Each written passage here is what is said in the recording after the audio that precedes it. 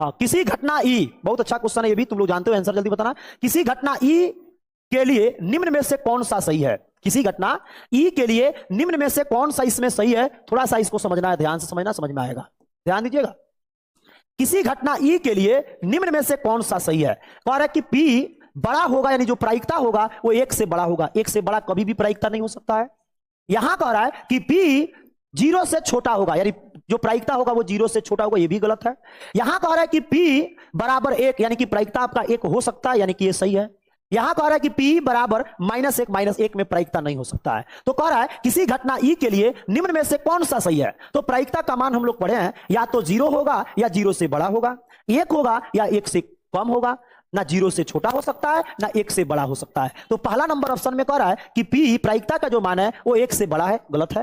दूसरा नंबर में कह रहा है कि प्रायिकता का मान जीरो से छोटा, ये भी गलत है। तीसरा नंबर कह रहा है कि प्रायिकता का मान एक के बराबर है, ये सही है। चौथा नंबर कह रहा है, डी नंबर कह रहा है कि पी का मान -1 होगा, यानी माइनस में जो होगा वो एक जीरो से छोटा होता है, और